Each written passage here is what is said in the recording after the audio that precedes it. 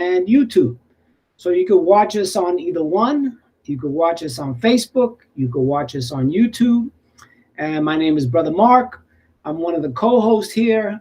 The other host, Bill Hargraves, is not on yet. He'll be on a little later in the show. He was traveling today and needs a little bit more time. But, I'm glad you're here, and I'm glad we have some great guests today. We're going to be discussing a very important topic around Trumpism. Now that Trump is out, what's next? Is there still a fascist threat, a dictatorial threat, a racist threat, a sexist threat here in the United States? And we'll be exploring that today.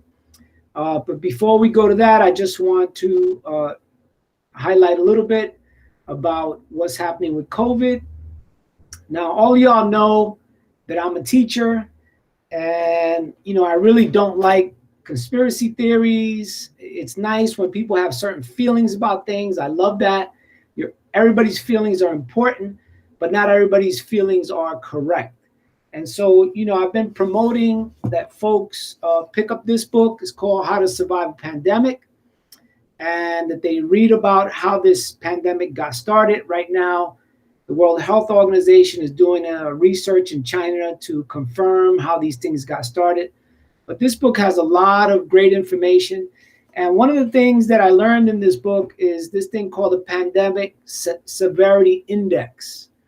And back when this book was republished in April, there was this idea that the pandemic would be a category 2, right? So between 90,000 and about 450,000 people would die.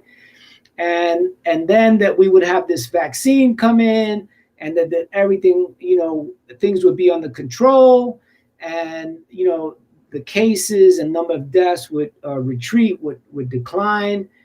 And what the public health officials did not take into account is that those countries that did not initially handle the pandemic correctly by doing testing, contact tracing, isolating folks, and making sure folks had medication and care, are in those countries like the US, Brazil, South Africa, the United Kingdom. There are these new variants developing. And they're not sure whether they're more severe than the old variants. They're not sure if vaccines will work with them. So it just raises a whole bunch of issues, because we know that in Cuba, Singapore, New Zealand, Australia, South Korea, Japan, and in China itself, they've jumped on the virus right away. They did the contact tracing, they isolated people. And in these countries, people who were ill didn't have to worry about being homeless, right? Didn't have to worry about their bills and not being able to eat. They did not have to worry about healthcare, because in those countries, they have very dynamic public healthcare systems that help people when they got COVID. And we're able to test mass numbers of people. And so here in the United States, because our healthcare system is privatized, we were not able to respond, because in a private healthcare system, ambulatory care or procedures is what ticks up the dollar signs, elective procedures. And when I was working at Harlem Hospital, I remember when they took all these beds out of the hospital and switched from inpatient care to outpatient care, and making money and charging people per procedure. So this is very important to look at. According to the public health folks in this country, in the United States, this thing was supposed to be a category 2, and it's pushing past 400,000 deaths already, and pushing into a category 5, into something that they themselves, the public health officials, felt that was going to be under control by this point. And so this is important for us, because we cannot be bamboozled. Whether you're a Trump supporter or a Biden supporter, the for-profit system does not care about us and wants to make its money. The billionaires can get the vaccine. They can go to Singapore that has controlled the COVID and still control the politics here. And we have to change that dynamic. And that's why I'm a member of the People-Pueblo party. We want to change that dynamic. And I also work with groups across the country in the People's United Front, Frente Unido del Pueblo. So that's our brief COVID update. And so we're going to move on now and introduce our guests. Okay. All right. So I want to bring on our first guest, and let's put his name up. And he was gracious enough to send me a nice little intro. So this is Dr. Edgar Rivera Colon, a medical anthropologist. He teaches in Columbia University's narrative medicine program. And you have to tell us what that is at some point, because it sounds really interesting, narrative medicine program. He does spiritual direction work with religious activists. He's the creator of the podcast Karl Marx Ate My Field Notes. Edgar now lives and writes in East Los Angeles. Welcome, Edgar. It's great to have you here tonight. Okay, and unmute. No, not now. Well, now you are, and now you're not. Okay, now I'm not. Okay, great. Well, it's great to be here, coming to you from East Los Angeles, one of the epicenters, clearly, of the pandemic. It's just nice to reconnect. Mark and I knew each other many years ago when we were young, and I certainly had a lot more hair, right? Right, you're doing well. You're doing well. So yeah, it's great to be here, and great to be here with the Pueblo, the People-Pueblo Party, and the work that y'all are doing to develop the United Front. My own trajectory as a medical anthropologist began with the HIV/AIDS crisis, and now, of course, we're working very much on the COVID-19 pandemic. Because of the pandemic, I'm still teaching at Columbia, while I've just begun teaching at the University of Southern California Keck Medical School, and I'm teaching a class on race and medicine. And as we know, these pandemics create ecological niches that reflect the stratification in our societies, right? All right, hold on there. Hold on to that, Edgar, because we're going to get into it. We're going to get into it. Yeah, I got to bring my sister on right now. So great to see you. Yes, wonderful. Thank you for being here. Really, my pleasure. Really. All right, so our next guest is a sister who's been providing leadership in the struggle for a number of years. And according to her grandchildren, she's very funny. She has a great sense of humor. And she's also a longtime fighter for human rights in the United States and internationally. And she's also, has a very personal experience in dealing with fascism, which is our main topic tonight, right? We're going to be talking about, now that Trump is out, is the fascist threat over? Is it, are we good? Are we good with Biden? So Suzanne, I'm not sure if you wanted to add anything else to that very brief intro. Well, people often forget, because I tend not to put it forward as a main thing in my life, which it hasn't been, but it's still important. I am a clinical psychologist by profession, and have been since I'm 30 years old, which is more than 50 years ago, and I've been doing it for more than 50 years. So I want to mention it because clinical service to the people, concrete service, has been part of my life always, even though I have focused on the larger picture a lot of politics. Tried to integrate the personal and the political as much as I've been able to. And but otherwise, what Mark said covers the last 30 years. I've been working with fascism in America, which means that I've been doing work in the prisons. And my analysis is that we have had fascism for a long time in the United States, and that Trump was not the beginning of fascism by any means. Not only wasn't he the beginning, but he's so much, and even the Capitol assault and all that. I mean, you have to think back to how this country was established, and that the roots of this country are fascistic. And I just, by looking for the link to tonight, which I couldn't find, I came across, by the way, specifically, I worked on the case of Mumia Abu-Jamal for 30 years.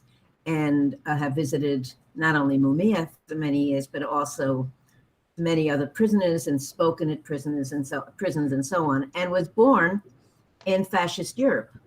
So I left fascist Europe because I'm Jewish. We'd had to leave on short notice and travel through much of the world before we ultimately came to the United States. So those are my personal political roots. The thing that, All right, hold on, if you could, like you're really, really close to the camera, so we can only see your earrings. Oh, okay. So if you could back up just a little bit, that way we could, there we go. Thank you so much. Sorry. All right, so what I'm gonna do first, just to generate a little bit of discussion, is I'm gonna share a like 2-minute videos with the Hunts Point workers on strike. And they actually went on strike twice. And I'm going to play the first one because I don't think most people have even know about it. So let's see how the sound goes on this. I'm hoping we don't get any really bad feedback because sometimes we get a feedback loop that really makes it hard to hear anything. But let's try it. Earlier, hundreds of workers here at the Hunts Marketplace came out and demanded justice for all. They did that in a silent and peaceful strike. It's one of many happening across the nation today in cities like Los Angeles and Miami and Chicago and right here in the tri-state area. Here at the Bronx Marketplace, the strike is over, but their message is clear. They want justice for all, as there were 1,400 union workers who came out to support that mission. The 7 a.m. strike lasted 8 minutes and 46 seconds. That's the amount of time a police officer is accused of pressing down on George Floyd in Minneapolis. These Teamsters Local 202 union members want to honor Floyd's memory and express solidarity with the Black Lives Matter movement. They started by taking time out of their shifts and went to the respective loading docks for the silent vigil. The union president says he's proud of his members for finding a safe way during the pandemic to show their support for social justice. Workers' rights, civil rights, human rights, women's rights, they all go hand in hand. And every day our union fights for workers' rights on the job, and there's a solidarity there. The food market employees also want to make it a point that they've been working during this pandemic with the PPEs that have been provided to them, including face masks and shields and gloves and even hand sanitizer. So it's their goal to not only stay safe, but also make sure the food supply is safe too. Again, these strikes are continuing throughout the day across the country. We're in the Bronx. I'm Rebecca Solomon, Pix 11 News. So this was a short strike they had, before the summer in support of Black Lives Matter. And, the union official, I don't think I've ever heard a union official speak so well about connecting all the issues. Usually the union leadership wants to disconnect the issues and not strengthen the movement. But, and so I'm going to show another piece. It's from their more recent strike where they were demanding a raise. And so I'm going to put that on very quickly. And then, because, they went on strike and then the police came in and arrested a whole bunch of them, and that to me represents a fascist move. So I'm just going to play the video. There'll be less produce on some supermarket shelves soon. That's because most of the workers at the Hunts Point Terminal Market in the Bronx, a major supplier of fruits and vegetables, are now on strike. CBS 2's John Diaz explains the issue is over a raise of $1 an hour. A direct demand coming from more than 1,400 of New York's essential workers. Fighting for our rights and, for better pay. Every member of the union Teamsters Local 202 at the Hunts Point Terminal Produce Market now on strike after the market denied their request for a raise of $1 more an hour. The market's counteroffer was an increase of 32 cents an hour. It's not good enough just to clap for them and say they're essential. When they ask for a decent raise, a fair number, they should be told, yes, you can have that, and thank you. From warehouse workers to truck drivers, these are the men and women the Teamsters say helped feed the tri-state area through the pandemic, with a base salary of $40,000 a year. They can't telecommute, they can't phone it in, they have to show up. And now we're finally realizing these folks didn't become essential during the pandemic, they've been essential forever. Most here say they need the raise to help their families. This man says he works 10 hours a day, 6 days a week. We come here, work in the cold, rain, heat. And many of them paying the price of working through a global health pandemic. Infected, many were infected. I'm going to say over 300 to 400 people were infected. The Hunts Point Terminal Market is the largest wholesale produce market in the world, delivering fruits and vegetables to grocery stores and restaurants. It provides to 22 million people in 49 states. The union says without these workers to sort and deliver the products, the tri-state area's food supply will be greatly impacted. The union hasn't staged a strike like this in almost 35 years. Workers say they won't go back to work until they get their full raise. From the Hunts Point section of the Bronx, John Diaz, CBS 2 News. No one from management of the Hunts Point Produce Market Cooperative would talk to us on camera, but in a statement they said the market is still open for business, and they're disappointed that the union walked away from the bargaining table more than a week ago. You know, the cops come in, they break up the union picket, and on top of that, the People's Power Assembly and Women in Struggle Facebook pages are shut down, along with 16 activist pages without cause, and that's across this country, right? So, you know, there's this excuse that because of what happened on January 6th, that now also progressive or leftist pages are being shut down. And this is, if folks want more info on this particular issue, the peoplespowerassembly.org, you can send information, get information there. But what's going on? I thought that, you know, we got rid of Trump. Trump's not president. We diminished supposedly the fascist threat. I mean, what is going on? What is going on here? I mean, y'all can jump in whenever you're ready. Same old song, same old song. I mean, most of us, and I'm sure Edgar and yourself, you know, none of us had any illusions that Biden's administration or that the Democratic Party as a whole was going to move. I mean, the Democratic Party brought us mass incarceration, which is a major underpinning of the structure of fascism in this country. They have carried on the tradition of slavery, essentially, including when we had a Black president. So who was brilliant, who said a lot of wonderful things, but who participated in the fascist project, both domestically and internationally. And if we, to me, I see there's on the chat here, Jose Alfaro just said, great earrings. I have to stop. Thank you, Jose. There's no way we can talk about fashion. I find that the piece you played on the Hunts Point thing wonderful, wonderful, completely inspiring. And the fact that they marched, never heard, like you said, I never knew about that they did this 8-minute, 46-second walkout in tribute to George Floyd, a union doing that. What month? I didn't catch when that was, by the way, Mark. When was that? That was back before the summer. Oh my God, that is so moving, and also points probably the most hopeful thing I've seen since Trump has been kicked out has been this thing about the Hunts Point. The Hunts Point thing is completely inspiring, and in particular, not just because it's the largest food, center like that in the world, but. And I love the fantasy of having a revolution come out of the Bronx. To me, is my dream. All of us in New York, right? Love it. The ideas. Yeah. It's very, very exciting. But so that's a very, very important thing. And as we jump ahead to what we can see as the positive signs and what future directions, this union stuff.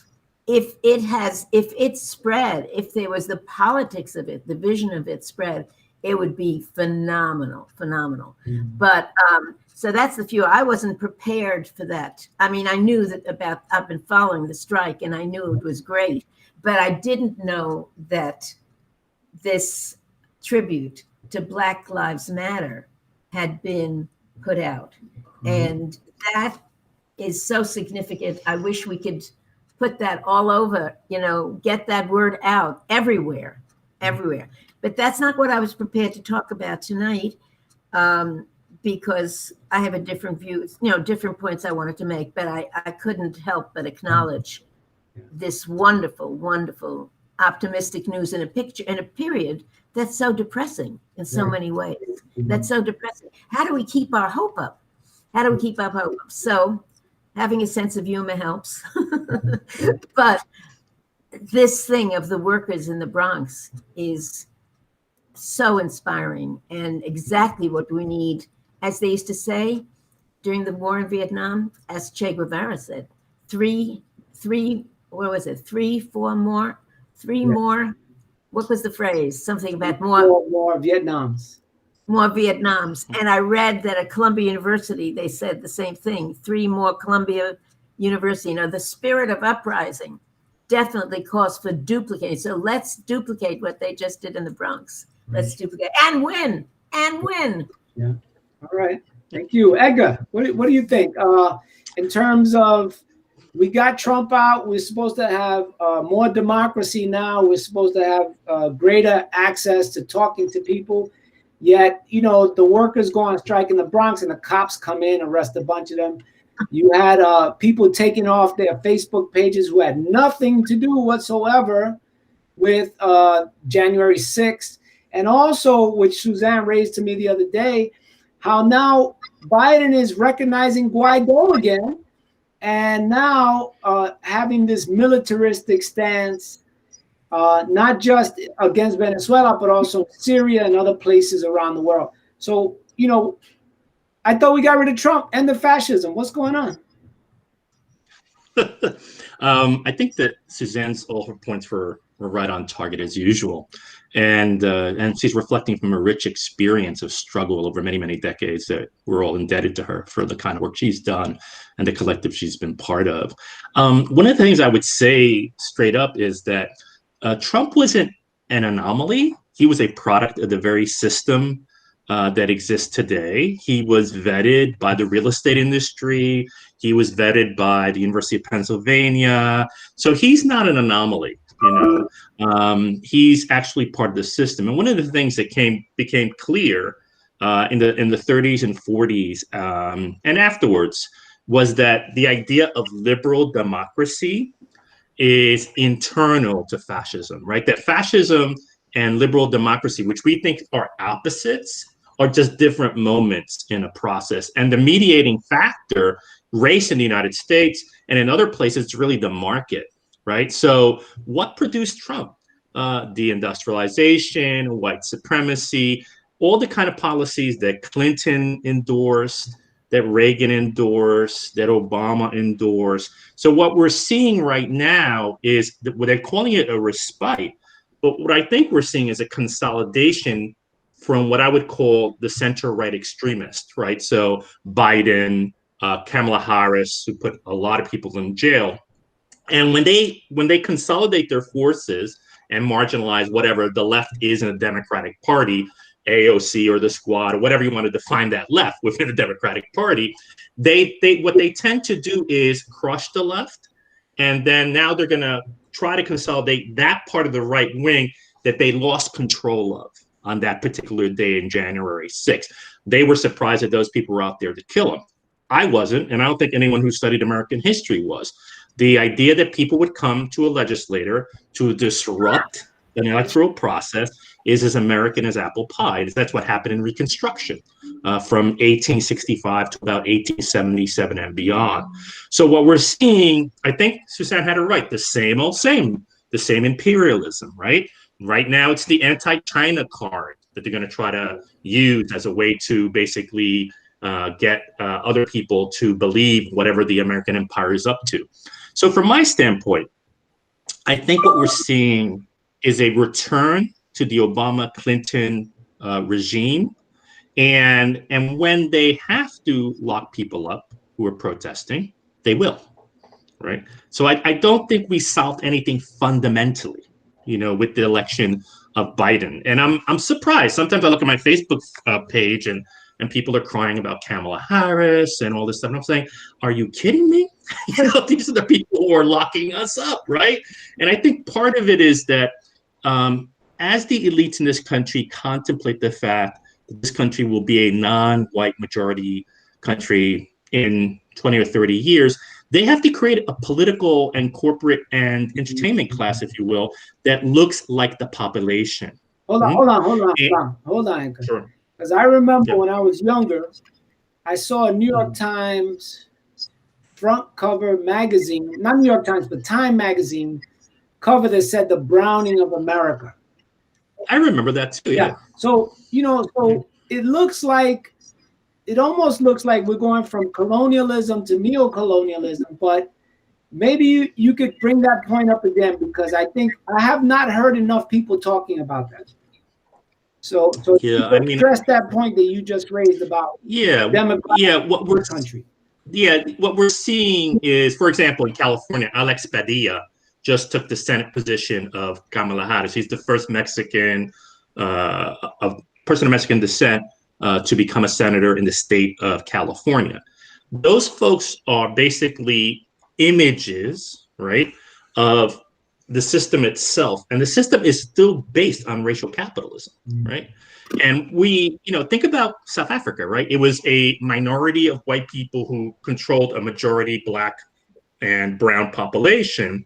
And that's where we're going towards. So we're going to need people like that. It's a neo-colonial situation. It's basically this, a corporate curated diversity at the level of the institutions, the various institutions that exist, the university, the market, and so on.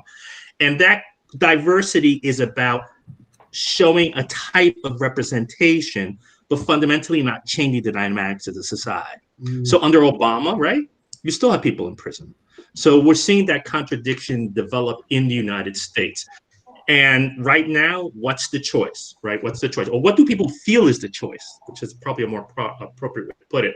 Something like the Trumpist movement, which is not dead by a long shot, or something like the Biden-Harris, sort of diverse, Walmart is into Black lives, Amazon is into Black Lives Matter.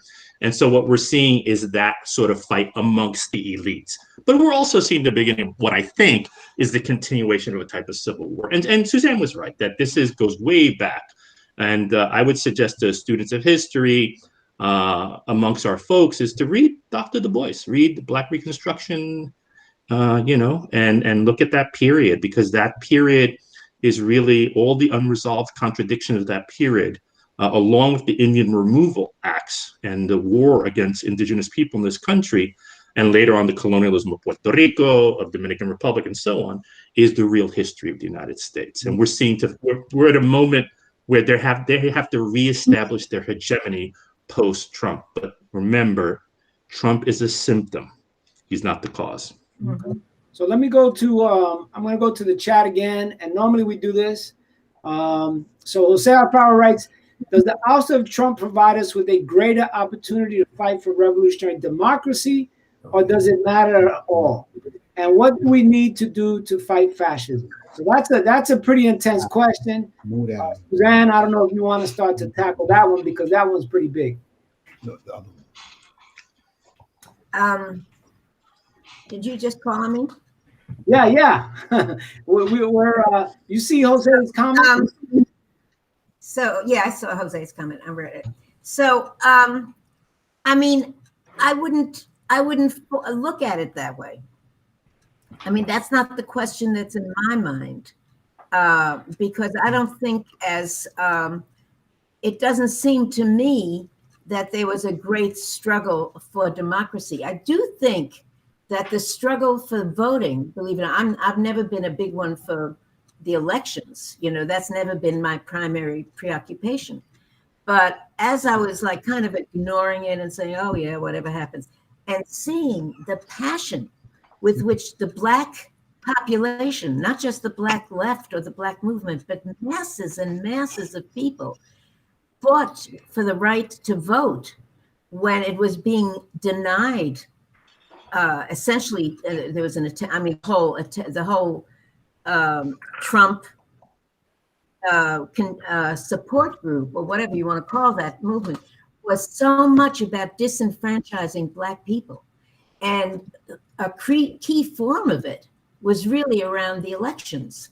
And the more I paid attention, the more I began to care about the elections, not because I cared whether the Democrats were going to win or not, or had any hope for the Democrats, but it was about the people's voice, the people insisting that they had a right to vote and no one was going to take their right to vote away. And that was won. That was a victory of the election. I mean, I don't think Biden and the Democratic Party is a victory, but the fact that Black people were able to insist and stood online in the middle of the pandemic, spent hours and hours online. So that, the grassroots element of that, the people's mobilization against being denied their rightful participation, was something that I think we should pay attention to. And I'm not sure, I don't have a formula for it. It's not like I think there's one simple thing to do, but when the people speak up and care that much about not losing their power and insisting on their power, we as hell, as leftists, as activists, need to support that. And in the middle of this, I was taping something, and I began talking about the people's right to vote and the importance. So that's one very important thing. But the other thing that is very painful to me, and not just painful, but I don't know what to call it, is the fact that very predictably, within a day after the election or whatever, there's Biden making his move on Syria, and there is the Democrats going to recognize Guaido, whom the European Union has decided not to recognize, who has never been elected to anything and has no electoral position and is a duplicate. If you remember, right after on January 6th, I thought the international comments on what happened at the Capitol were very, very significant and could provide a course on democracy for the United States. And President Maduro said, well, now you can see that what happened internally in the United States is what the United States has always done all around the world. I mean, the attempt, gangs, when Maduro first got elected, there were street gangs and murderous actions in Venezuela, and supported by the United States, and people were burnt. Black people were burnt. A Black person was burnt alive in Caracas. And this is who the United States was supporting. People were doing that kind of stuff. This is going on all over the world. If we don't look at the U.S. empire was not built on Washington, D.C. and New York and California. It's built on the whole world. And if we don't look at the whole world, we're going to miss. That's indispensable. The Democratic Party has been as much part of that. Some people have supported Trump because they thought he was, some leftists supported Trump, saying that he was less of a threat in terms of the war machine that the Democrats have always supported. I thought it was wrong, but I'm saying that happened. And I'm not even going to say the names, but some very, very well-known leftist ideologues, leaders, took that position. So here we are seeing the Democrats doing what they always do. They always support war. And the U.S. empire cannot be analyzed, and we can't fight it if we only fight it in the Bronx or other parts of this country. We must keep our eye on the international picture. And there was hardly any discussion of that during the campaign. In the left, there was very little discussion of the international picture. There was very little discussion of what was happening in Venezuela, of what was happening in Cuba, of what's happening in Africa, all over the world. So that's my warning, kind of, that we've done it before in the movement. We must keep our eye on the entire world. Right. Let me bring in Bill, because one of my students saw one of our broadcasts where Bill was talking about the chickens coming home to roost, and he referenced Malcolm X And I think, Suzanne, what you just laid out is precisely what Bill was raising. So welcome, Bill. Glad you're here. Glad you made it. Our co-host, Hey. we missed you. And I figured that would be a great segue to bring you in, brother. Hey, thanks. I miss you as well. I apologize partly or halfway. I apologize for being a little tardy because I talked to Mark before I came and told him that it's a possibility that I would be tardy. I had intention to be on time, but when you're a true warrior and advocate, agitator, activist, what have you, sometimes people engage you, and I did get engaged with a political conversation, basically on the topics that we're talking about now. 1 minute led to 3 minutes, and you're saying I got a clock in your head, and then next thing you know you're going to be tardy, and then you just have to cut the conversation. But you never know what seeds you water when you plant it. Or that seed might have been planted, and maybe you provided the water, or maybe you provided the seed. So you have to seize the opportunity when you do work like that. So even though I wasn't here, I was still out there doing the work. So that's why I said I have apologized. But in terms of the statement, the iconic statement of Malcolm talking about the chickens coming home to roost, and ultimately being disciplined for it, and ultimately being vindicated. When people started, as history served him well in terms of his statement and his stance and his awakening. So in terms of that, with your student, I don't know if you talk to him further, maybe they're on now. And it's just a metaphor for anything, Sometimes people do things that catch up with them. And that's basically what he was saying. He's saying, the United States, this big country that's supposed to be the awe of everybody, assassinated their beloved president. And the country is in mourning. And everybody's heartbroken. But what Malcolm was saying, well, why should you be? You basically got what you gave. So, that's what I would say to your student. But I'm enjoying the conversation that you're talking about with Edgar and Suzanne. I mean, it's kind of conversation that you really need to take notes, because as soon as Edgar says something, you acknowledge it and you say, wow, that's a good point. Then he says 3 and 4 more points, and you kind of forget. Then Suzanne jumps on that and you forget, and then just a cross section. I hope people are really taking it all in, and I normally take notes and I didn't, but it's just so many things that are brought up, and I mean I could be redundant and speak on it. I mean, like one of the things that Suzanne's talking about, the power of the vote, and how Black people, fought, gave their life for the ability to vote, and it's not really so much of who they vote for these days as it was when they were fighting for the right to vote, because we've been co-opted to think that hey, the Democratic Party is for poor people, and the Democratic Party is not. Matter of fact, none of the parties are for the poor people, the brown people, and the Black people. If they were, then they wouldn't get these lifetime salaries. The Speaker of the House, $223,000 annually. The President, $180,000 annually, and you can go on and on. Why should they get these kind of payout? It's not a career, it's a job. When you leave that job, you go get you another job, or you get a pension. You don't get that kind of astronomical $250,000 and things of that nature. So when you look at where you want to talk about the political structure, the financial disarray, it runs hand in hand. And you talk about Trumpism and the dictatorial manner in which he governed with a strong hand, and now he wants to start his own party. I mean, the United States hasn't really done things any different than when they brought African Americans here from the motherland. All they did was do it now more in a covert way.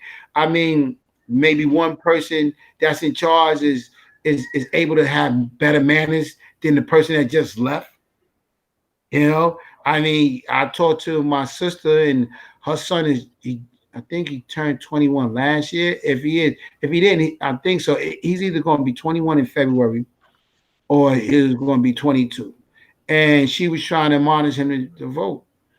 And he said he wasn't voting for Kamala Harris with all the people that she put in jail with low-level marijuana offenses. So here's, the young kids today, is an awakening. Because when you think about it, in the 60s, the movement in the 60s was, when you did the film on Fred Hampton, these were young, educated people that, had an awakening and an awareness built into them that they passed on, that was passed on to them. And if anything, the pandemic, the national, global, worldly pandemic of this summer, as far as a social awakening, if you will, because it's been people like that I'm looking at right now that's been beating that drum forever and a day. Whether I met you today, which is the case with you too, but if you're here, that means you've been doing the work. And so when you have this awakening that you had in the summer, and it's mobilizing the young people, it's really not a surprise. But in order to succeed, you have to go back to your roots. The young people have to be engaged. And I was listening to something that Edgar was talking about. It's all about the people, the power of the people. It's never, ever, ever as powerful as a dollar bill is. Like I like to say, follow the money. It's always dictated by where the energy is. I could promise Mark, as a politician, don't worry, your district is getting ready to get $10 million, $100 million. If all of a sudden something comes up and the people put their energy in a different thing, whether it's defund the police or what have you, all of a sudden that's going to be put on hold and the money is going to go that other way. So, like I said, I was sitting back enjoying the points that you was making. It was so numerous, too numerous to even remember, but still in all, I could appreciate it because I believe in those, on what you're saying. So continue. I'm just going to take it in. I'm going to bring you in, Edgar, but first I want to raise the issue. Brother Bill Doris raised a good issue about Trump never took U.S. troops out of Syria. In fact, he sent the oil fields, and actually he was bringing in U.S. oil companies to exploit those oil fields in Syria. Now, because I watched this guy Jimmy Dore, and Jimmy Dore said, well, Trump wanted to take them out, and what I think Jimmy was confusing was Trump said he wanted to take them out. But then he hit the numbers of how many troops were in there. At one point, he raised it from 500 to 2,000. And then suddenly he pulled some out, took them to Iraq, and they went back to 900. And I'm suspecting that he took them out of Syria when they wanted to kill Soleimani, who was visiting Iraq. And so he felt like because they were going to kill Soleimani, they needed to have additional U.S. troops in Iraq. So thank you, Bill, for that. And Bill's actually been working with the People Power Assembly and Women in Struggle, who got their Facebook pages shut down. And so he's a great warrior, another human rights warrior. And SB just raised the issue, well, how about Yemen? I mean, Edgar, I want to bring it back to you because you raised the issue of the demographics and the changing population. I mean, and Jose kind of talked about this. Are we stuck? Are we stuck with fast fascism versus slow fascism? I mean, how do we get out of this quandary? I mean, because at the end of the day, it's going to lead to more repression and more fascism. So whether it's fast fascism or slow fascism, I mean, what do you think? Yeah, I think what we're seeing is, and you're right, it's my father used to say that there was two parties in the United States, vanilla and extra vanilla, figure out which one is which, right? And I think he was right. So we're in this stage where elites are incapable of sort of figuring out, how they want to divide the pie to a certain extent, right? And there's a consolidation that's going to occur on the right because they didn't win the day, January 6th. and they're being tossed off of Twitter and Facebook, which I actually think makes them more dangerous, actually, because then you can't monitor them, right? And then on the left, we had this mass mobilization that Bill was talking about, one of the largest mobilizations in the United States during that summer of racial justice that we just saw. And it was those people between 18 and 40 who were in the vanguard of that, really, right? And we're seeing also, as Suzanne had said, this mobilization around the vote. So I think there's openings occurring. To respond to Jose, yeah, I think there's openings that haven't existed yet, but at the same time, right, we know that there's a mobilization on the right. They're armed. They've been to the military. They've penetrated the police forces of the United States. The police and the military in the United States, there's sectors there that are openly fascist, right? And so we're in a very dangerous time in the United States in terms of how we're going to deal with this situation moving forward. And then the other stuff that's going on, the climate crisis, the pandemics, and what have you. But at the same time, I've probably became a socialist when I was 18, understood myself to be a socialist, right? And then, since now I'm whatever, 56, my God. So I think now when I think about it, this period in the last year or two, I've seen some bravery on people's part going to vote, as Suzanne said, in a pandemic, going to a Black Lives Matter protest during a pandemic, right? Not only could you be beaten up by the cops, you could get something that could kill you, but people went. So what I think we lack, and I think we've discussed this, Mark, before, we don't have on the left a national infrastructure. We have small groups and we have people doing all kinds of work always. That's always been the case. We haven't jumped to the national structure. The right has. The right that is with the Republican Party and the right that's outside of the Republican Party and will support them, but are actually interested in some kind of white supremacist revolution, right? So I think we need to jump scale to the national scale. And we haven't done that. Sort of, and you said in a conversation we had prior I said it's going to take 20 to 30 years, and Mark said to me, do we have that much time, right? Do we actually have that much time? And we have to consider that piece as well. So for me, I think we're living in a time where ousting Trump was a sign that there is a base of anti-fascism in this country that is there.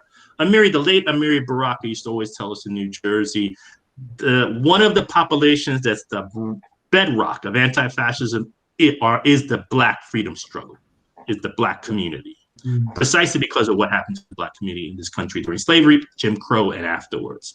So I think we have to figure out for ourselves, where is the anti-fascist base? How do we create a national scale of activity?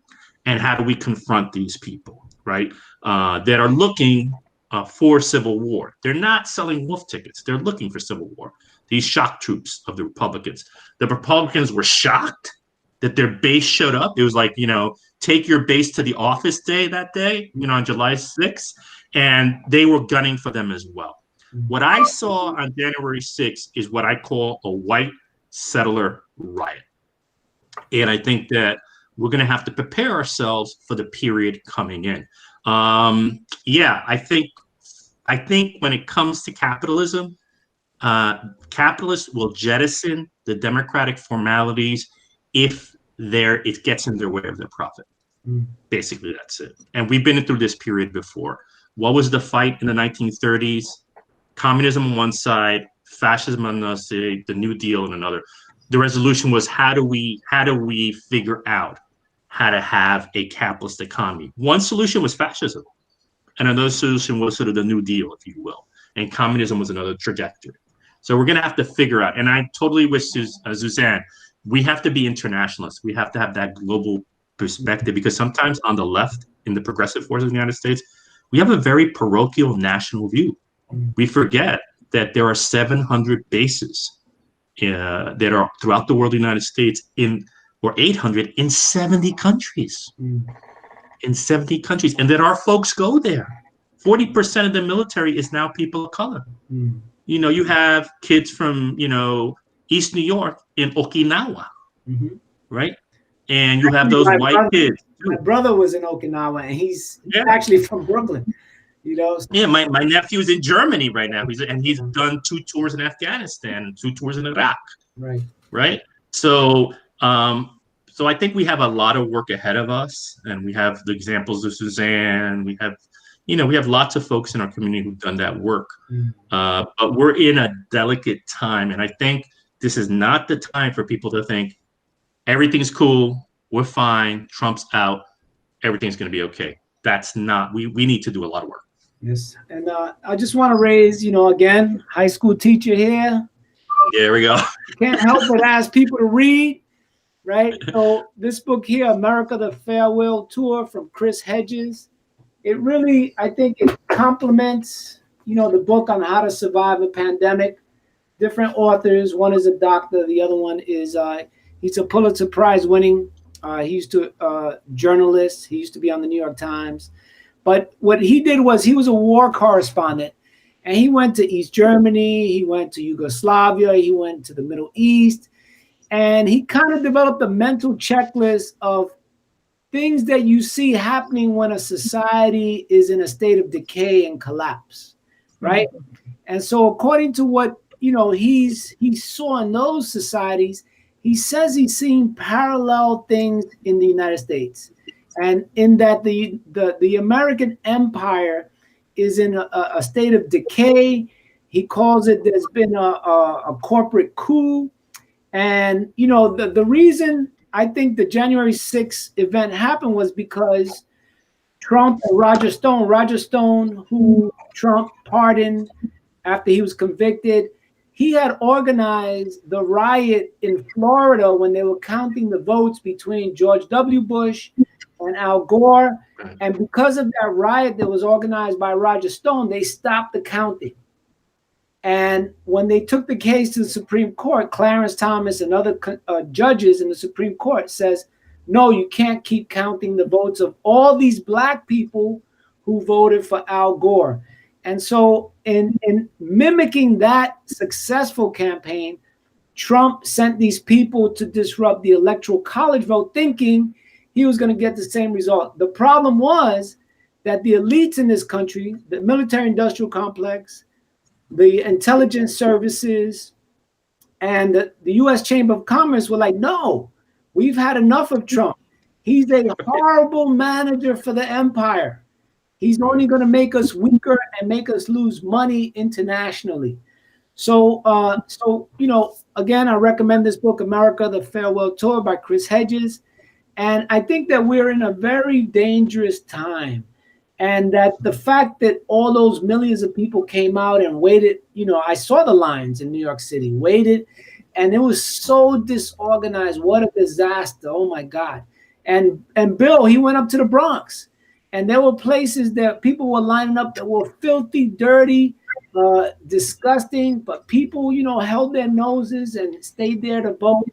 So there is a strong desire amongst our people, poor and working people across this country, to not have a society that's more repressive, to not have a society that's, we have to deal with people's economic issues across the board. And, what we're proposing is the People-Pueblo Party, a party that's not tied to the Republicans, to the Democrats, to the Chamber of Commerce. We're talking about a national grassroots movement, the People's United Front. And so that's the direction we feel like we need to go in. And, there's no guarantee of any success. But what are our choices? This accelerated fascism or slower fascism that the Democratic Party is giving us. To us, those are not options at all. And so let me just do a time check. It's 8:55 at this point. And I think we can go around and give you all the last word before we start closing up. And also our brother Bill Doors, he put something in the chat. I'm going to read it, but I don't know if we have time to address it all. It says, exactly the reason today is Global Day of Action Against the War in Yemen. In April 2019, Trump vetoed a bill passed by Congress restricting U.S. involvement in the genocide in Yemen. Biden said he might end U.S. involvement there, but so far, nothing. I know it's early, but it doesn't take much. I suspect there are some games being played with factions in the Saudi royal family. Trump wanted to start war with Iran before leaving office, but Saudis balked, which means they slowed it down. That's probably why we didn't pardon Prince Solomon over the Khashoggi murder. There's a lot in that one piece. I'm thinking maybe we just need to have a show on what's happening internationally. And maybe we'll bring Bill on because he seems to be very knowledgeable and interested in that topic.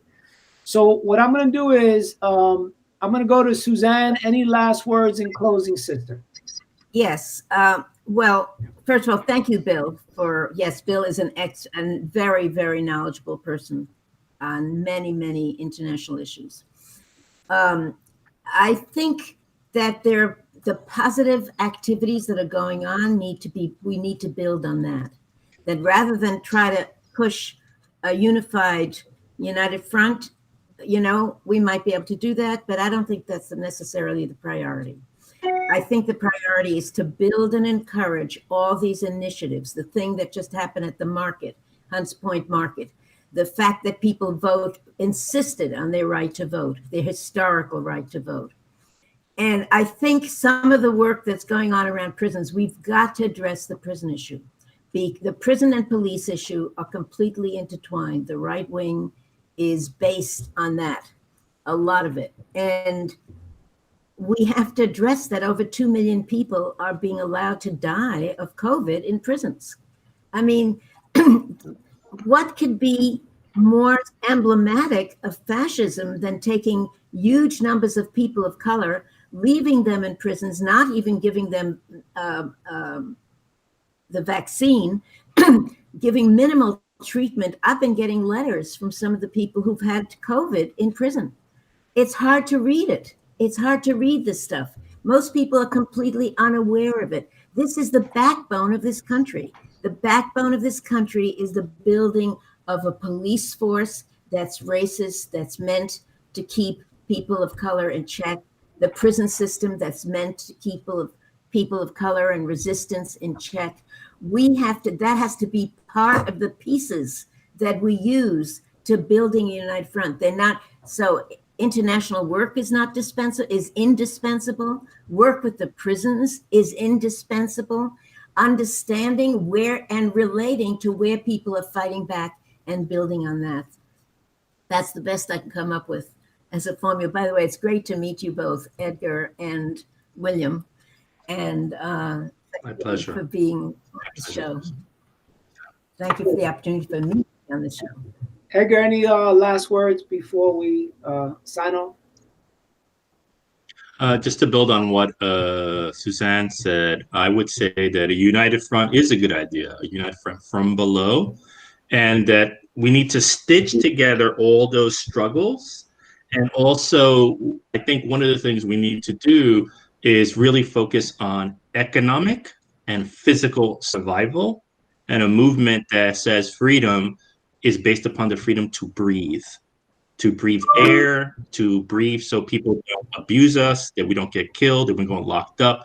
So I think that I really salute the People-Pueblo Party and the folks who are working on this, because we do need a national movement. We need national coordination. We need to jump scale. All right, thank you. Brother Bill, any last parting words? I'm gonna do announcements real quick, and then I think that's gonna be it for tonight. Oh, there you go. Gotcha. I said I'll try and be brief, because basically the conversation is a beautiful conversation, but the remedy and the problem is so gigantic. Yes. We know how to attack it, but the missing ingredient is, first of all, you got to go back to the street. You got to take the fight to the street, because the fight is always in the street. They want to enclose it and encapsulate it so everybody can't be privy to it. Even what Bill Dawes talked about in one of his comments, talking about they were worrying about if Trump feared the stolen election, that they were worried about a bigger rebellion than his George Floyd. So we don't want to encapsulate it. We want to agitate it, and we want to make it more pronounced than ever. Like something like what we did in such a small scale on the 18th, on the observing of Dr. Martin Luther King Day. And you also got to remember the economics.